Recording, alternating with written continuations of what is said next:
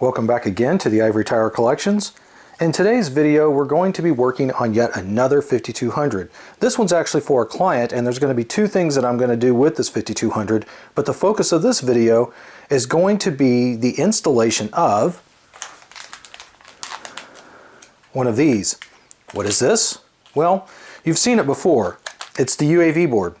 Yes, I've done a video on one of these before where I've installed a UAV into a 5200 in the past. But this one's a little bit different because this is a 2-port unit, and so the installation might vary just a little bit from the last one I did, which was a 4-port. But let's get to it.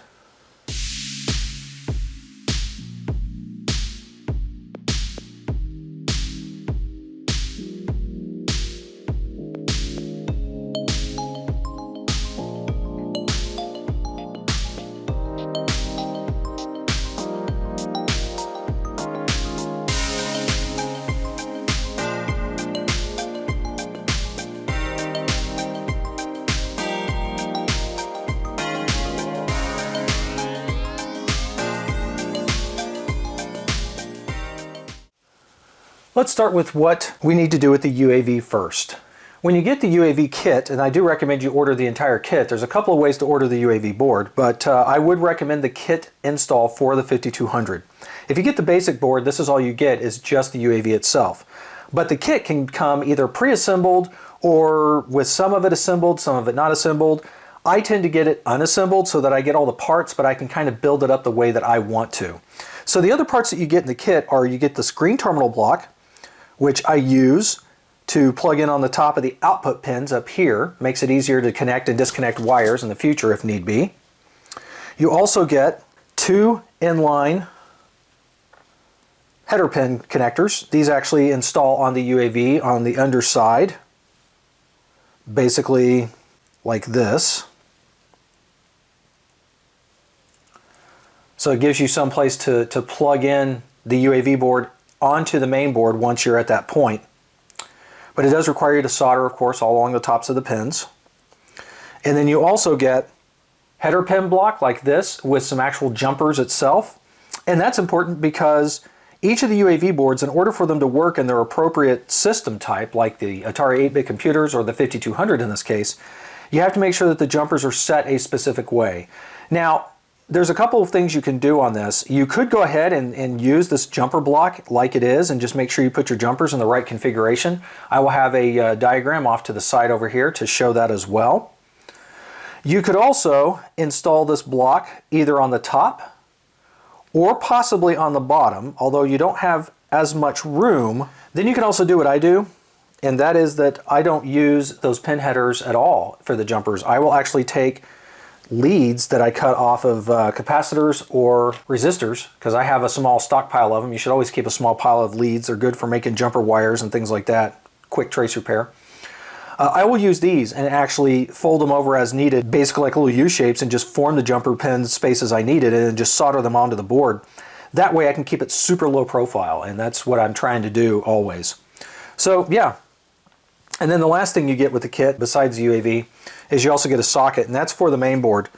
So when you remove the 4050 chip that the UAV is going to plug in and replace, you're going to replace it with this socket here, so that once you have these inline pin headers installed, you'll be able to just plug the UAV directly into the socket later on.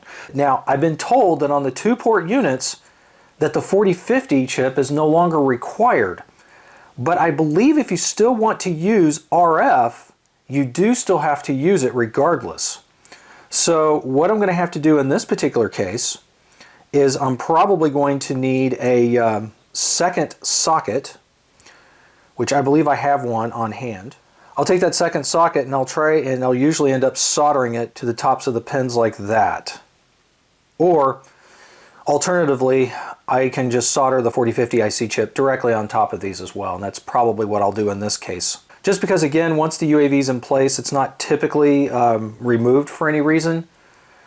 So, and if if for some reason the UAV needs to be uninstalled and take the system back to stock, you could either desolder the 4050 that's on here, or you could just purchase another one. They're not that expensive, honestly, and just pop it in place after taking the UAV board right off.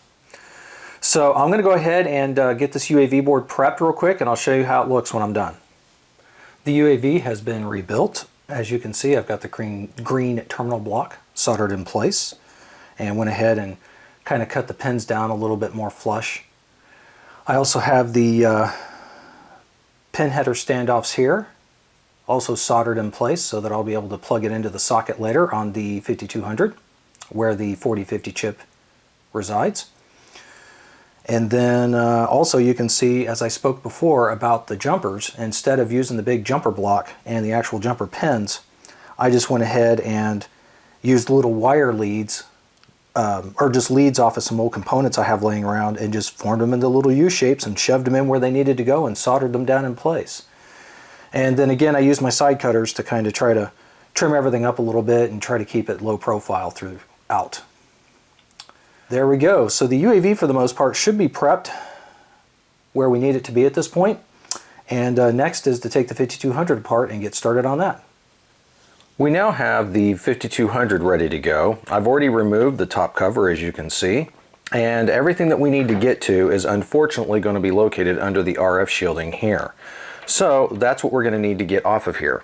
Now, to make this a little bit easier, I'm going to go ahead and disconnect the RF cable here. So I'm just going to kind of pull and feed some of that slack out of here real quick,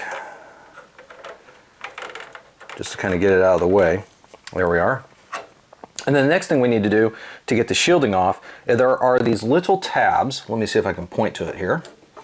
There are these little tabs that are scattered around the edges, as you can see here, and they are actually twisted in place. Now, what I do to get rid of this, or to make this a little easier to untwist these, you could use a pair of needle nose pliers or something to that effect, not a problem, or even some a little bit bigger perhaps. But I also found a handy little tool that I use for all of this. It actually came in a kit similar to this one. This is just a cheap little soldering aid tool kit that's got a couple little tools to use to help with soldering up projects. One of the tools it came with was this little guy right here, which I'll see if I can get the camera to zoom in on. But basically what it does is one end of it has like a little forked side with a little slot in it. And this is really cool because this makes it really easy to kind of get in underneath components or under IC legs if I'm trying to remove an IC carefully. And then the other end here, which you're probably not going to be able to see too well on camera, looks like just a plain little, just a little metal stick coming off the end of it, but it actually has a slot cut out in the middle of it. And I'll see if I can get this to zoom in. So again, it's got a slot cut into it like that. And this makes it real easy to actually grab onto the tabs and twist them loose. So here's one here that's still twisted. I've already undone a few of these. So I'll just put it in place like this and just twist where I need to make it straight. Here's a close-up of one of the tabs. So you see I'm going to get my little tool here ready to go, and I'm just going to slide it over one of the tabs like that, and I'm just going to twist it straight. Might have to fiddle with it just a little bit, but I'm going to do this all the way around. And this is just a good way to make sure that I can undo all of these tabs safely without really breaking them off. Although I'll be honest, over time, the more you mess with these, they're just going to tend to just snap off anyway. So don't be too surprised if you end up with a couple of tabs less to retighten back up after the fact than what you started with. Now, another rather tricky thing about the 5200 is even after you've got the RF shielding loosened up like this, taking the main board itself out of the bottom casing, especially if it's never been done before, can be problematic. And that's because it'll act like it doesn't want to come loose. You'll pull and you'll pull, and it just doesn't seem to want to give. Only the back end will lift up. Well, that's because there are these two little plastic pegs that are actually located here and over here. And what's happened is just over time and pressure, what have you, the entire assembly is just really pushed down. The main board's really pushed down onto those pegs, and those crazy little pegs are what's holding it in place. So you have to pop it off of there. Now, you could just use brute force. Chances are you'll end up breaking these pegs If you do, it's not a huge problem because, again, they just kind of help seat it in place. But if you just set it back down where it needs to go, once you've got the top cover back on, the 5200 is not going anywhere. So it's not a huge problem. But another thing you can do is using like a small flat-bladed screwdriver or what have you. And again, I'm going to use that tool that I was using before to leverage up the case a little bit. So what you can do, and again, I've got the RF cable kind of disconnected and off to the side here, is I'm just going to put my little tool into this little space, try to get that on camera as much as I can, and I'm just going to slightly pull up like that for leverage against the shell, and that pulls up that one side of the board off of that peg. The other side's going to be a little trickier for the simple fact that you don't have as much space to work with, but once you've got one side loose, the other side tends to pull off pretty easily as well. So there it is. I've got the 5200 separated out and it just fell back in on that peg. There we go. I can now remove the rest of this casing out of my way and deal with just the main board itself. So what I'm going to do now is try to get the RF shielding separated. I already went through all of the little tabs, and using that tool I showed you earlier, I went ahead and twisted them all flat. So at this point, I'm also going to use the leveraging portion of it again, because it comes in handy to try to lift it up under parts of the board if you can get under one spot. Okay, I got that side undone back here. Now what you're going to find is, even though I've twisted up those tabs and made them flat against the openings, they still sometimes have like a little bit of the metal that's off on the side that can cause some issues and just not want it to release. There we go. Got that side popped loose. That helps. And just kind of work my way around slowly. Well, oh, there we go. Cool. Okay. Came right loose that time. We didn't even lose a tab. Now, another trick to the 5200 RF shield that catches a lot of people off guard is this back section right up here. It's actually kind of connected in to the bottom shield a little bit. So what you have to do is you have to lift it up and slide it back to take it off of there. See how there's an extra section on the bottom here, and it actually fits around this expansion port connector, which was sadly never used. So okay, got the top RF shield off. Let's get that out of here. That just leaves the bottom RF shield left in place. And I am going to have to remove it for this project because my main focus of attention is going to be this area right here. Specifically, this is the 4050 hex buffer that has to come off that the UAV board will sit in place of right here.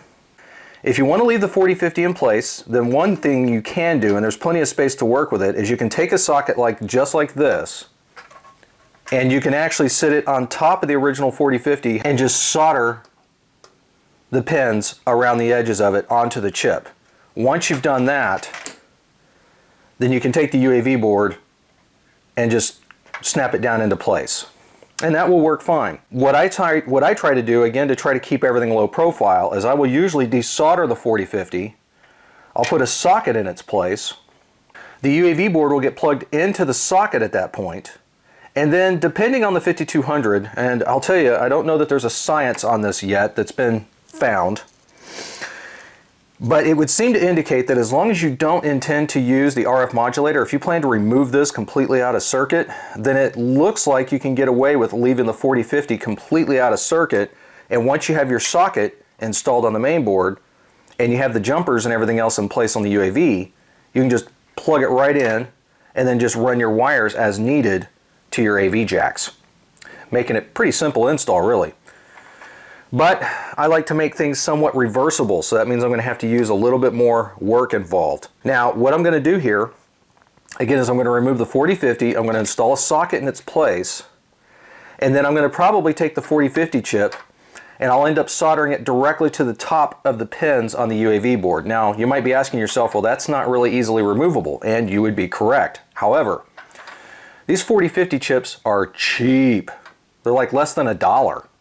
So, in the future, if whoever the current owner is at that time should want to take this thing back to stock, all they have to do is just get themselves another 4050 chip, take the UAV off, pop the 4050 in, you're done. All right, so what I'm going to do now is I'm going to go ahead and remove the 4050 off the board, and we'll be right back.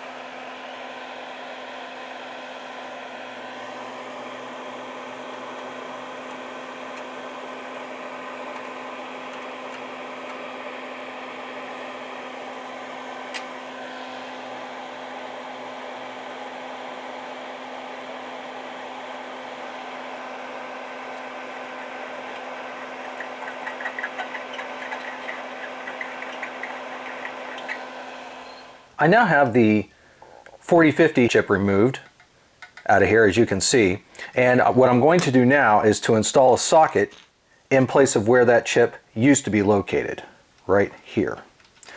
And again, this is basically just to make it easier in the future, once the UAV is in place, to remove it and put another 4050 back in its place and basically bring it back to its stock condition. So let me go ahead and get this soldered on real quick.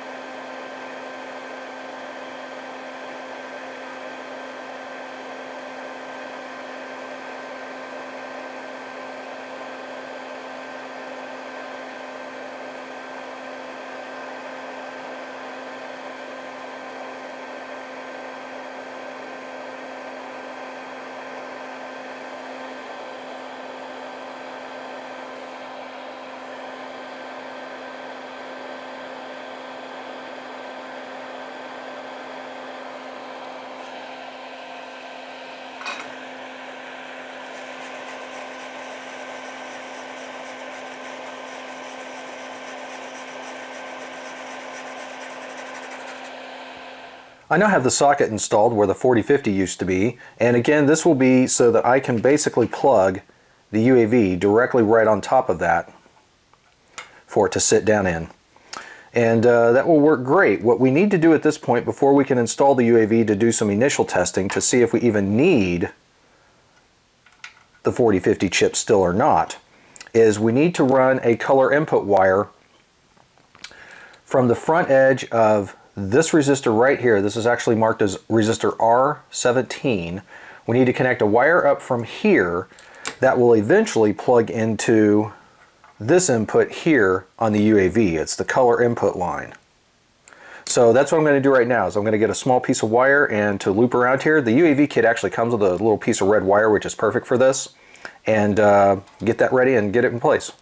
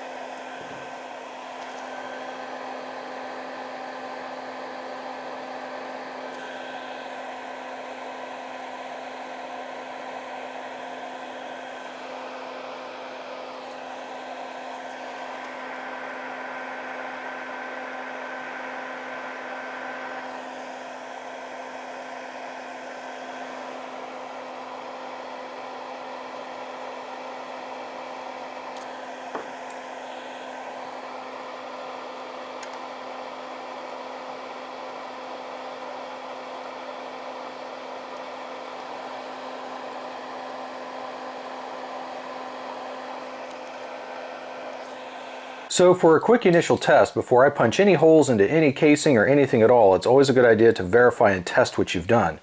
You'll see that again I've got a couple of test leads, well some leads that I clipped off of some old components, just kind of screwed into the terminal blocks here, just hanging out loose. And the reason for that is because those are temporary connections for this. And specifically what I do is I have a couple of these that I keep on hand. It's just a standard RCA jack with one wire going to the ground and the other wire going to the center post for the signal. And on the other end, I just have these little DuPont connectors soldered into them. So the idea, of course, is that for temporarily checking this, all I have to do is just plug these into the wire leads that I've got attached into this and fire up the 5200 to see what I get. So that's what I'm going to do right now, is just to wire these in real quick. Get my ground wire put in place. And this is just testing the composite, but if it works on composite, then I know that it should be good to go with the S-Video as well. I now have the 5200 just kind of sitting up temporarily here, and what I've got is I've got both the RF cable attached back in place connected to this LCD flat panel here, which has an antenna input, and then I have my temporary composite connection here connected off the UAV going to my tiny little PVM over here. And we're going to see what we get. All right, we have a nice, good, clear composite picture over here running Pete's test cartridge, but I have basically nothing on the RF signal. It did blink, but it's not coming in. Okay, there it was for just a second when I flipped the channel switch. Let me flip it back. So I should have like a purple square, which you can probably see here, also visible here, but it's not a stable picture. So what this tells me is that I'm going to have to, unfortunately, figure out a way to install the 4050 hex buffer back into the UAV circuit in order for this to work. I was hoping that with the 2-port units it wouldn't be required, but apparently it is. Now, one difference I can state is that on the 4-port units, if the 4050 is removed, I'm not even able to normally get any video at all, including composite. So I suppose if you don't want to use or don't intend to use the RF modulator anymore, then you could forego the installation of the 4050. But either way, it's not working without it. So looks like I'm going to have to put that back into circuit. So I've got the 4050 soldered back onto the UAV board here. And basically what I did was I cut the small ends of the legs off of the IC chip so I would have a larger surface to solder onto the tops of the pin headers that come through the UAV board. So yeah, this pretty much puts it at a permanent install for the 4050. Keeps it really low profile, of course. You can see it doesn't even extend past the height of the green terminal block doing this. And again, since I used my small leads for jumpers, they fit underneath nicely as well. So we're going to plug this back in and see if we have both a stable RF picture and a good composite picture. I now have the 5200 reconnected. I have the UAV reinstalled again with my temporary leads again going out to the composite to my PVM over here. And I now have the 4050 installed on top. You can probably see it there a little bit in the picture. And I have the RF cable here connected up and running out to the flat panel. So let's see when I turn it on now.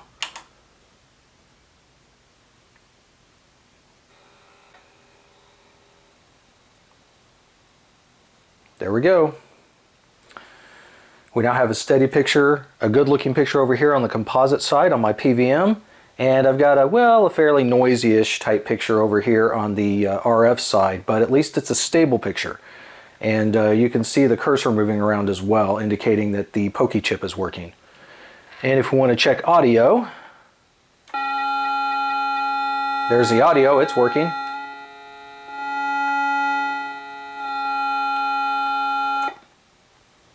And there's my color bars.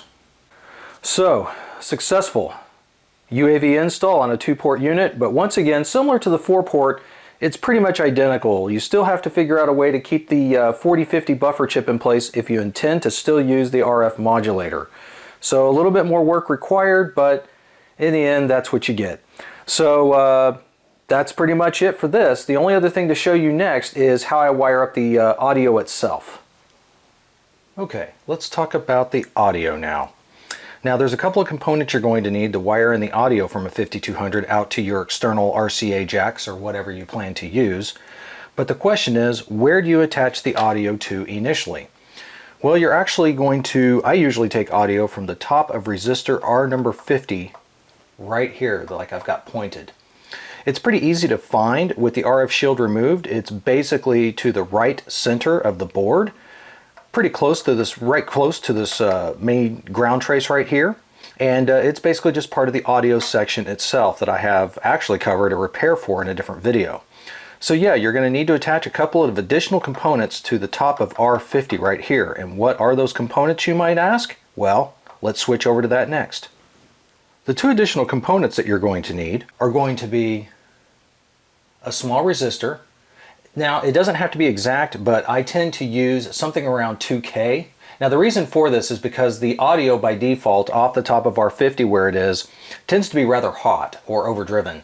So I will usually add an additional resistor off of this just to kind of drop that down a little bit so it's not quite as distorted. The other component you're going to need will be a capacitor for additional DC filtering off of that signal line.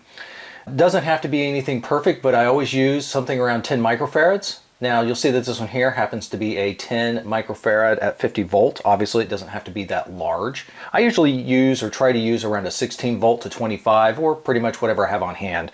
Again, the voltage isn't so critical, it's the capacitance value that matters, and in this case I do want this 10 microfarad. Really, the larger the voltage capability of the capacitor, it tends to make the capacitor itself larger, but this is still pretty small for what I'm going to use, so I'm okay with that.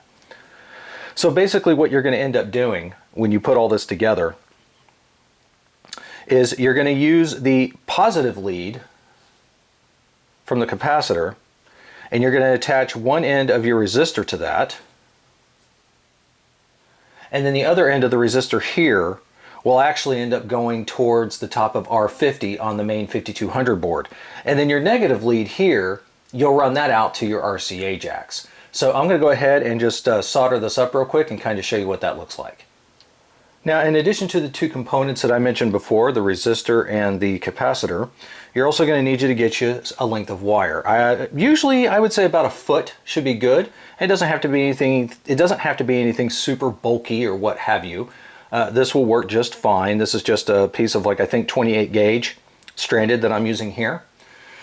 So with this 12-inch, or with this basically foot-long piece of wire, what you'll want to do is about the first 2 inches or so of it, you're going to probably want to cut that off.